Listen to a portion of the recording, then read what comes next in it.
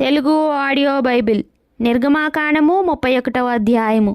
మరియు యెహోవా మోషేతో ఇట్లనెను, చూడుము, నేను యూదా గోత్రంలో హూరు మనమడును ఊరు కుమారుడునైన బెసలేలు అను పేరు గల వానిని పిలిచి తిని, విచిత్రమైన పనులను కల్పించుటకును, బంగారుతోనూ వెండితోనూ ఇత్తడితోనూ పనిచేయుటకును, పొదుగుటకై రత్నములను సానబెట్టుటకును, కర్రను కోసి చెక్కుటకును, సమస్త విధములైన పనులను చేయుటకును, జ్ఞాన విద్యా వివేకములను సమస్తమైన పనుల నేర్పును వానికి కలుగునట్లు వానిని దేవుని ఆత్మపూర్ణునిగా చేసి ఉన్నాను.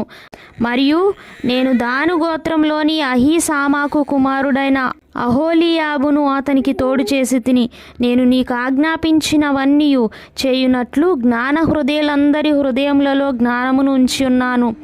ప్రత్యక్షపు గుడారమును, సాక్ష్యపు మందసమును, దాని మీదనున్న కరుణాపీఠమును, ఆ గుడారపు ఉపకరణములన్నిటినీ, బల్లను దాని ఉపకరణములను, నిర్మలమైన దీపవృక్షమును దాని ఉపకరణములన్నిటినీ, ధూపవేదికను, దహన బలిపీఠమును దాని ఉపకరణములన్నిటినీ, గంగాళమును దాని పీటను, యాజక సేవ చేయునట్లు సేవా వస్త్రములను, యాజకుడైన అహరోను యొక్క ప్రతిష్ఠిత వస్త్రములను, అతని కుమారుల వస్త్రములను, అభిషేక తైలమును, పరిశుద్ధ స్థలము కొరకు పరిమళ ధూపద్రవ్యములను నేను నీకు ఆజ్ఞాపించిన ప్రకారముగా వారు సమస్తమును చేయవలెను.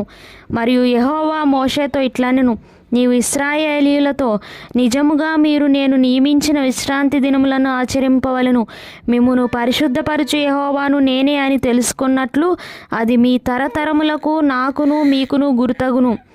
కావున మీరు విశ్రాంతి దినమును ఆచరింపవలెను. నిశ్చయముగా అది మీకు పరిశుద్ధము.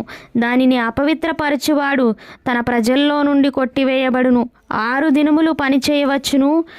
7వ దినము యెహోవాకు ప్రతిష్ఠితమైన విశ్రాంతి దినము. ఆ విశ్రాంతి దినమున పనిచేయు ప్రతివాడును తప్పక మరణశిక్ష నొందును.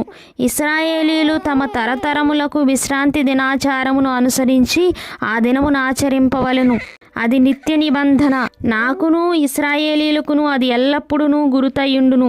ఏలైనగా 6 దినములు యెహోవా భూమి ఆకాశములను సృజించి 7వ దినమున పని మాని విశ్రమించెనని చెప్పుము. మరియు ఆయన సీనాయి కొండ మీద మోషేతో మాటలాడుట చాలించిన తరువాత ఆయన తన శాసనములు గల 2 పలకలను, అనగా దేవుని వ్రేలితో వ్రాయబడిన రాతి పలకలను అతనికిచ్చెను.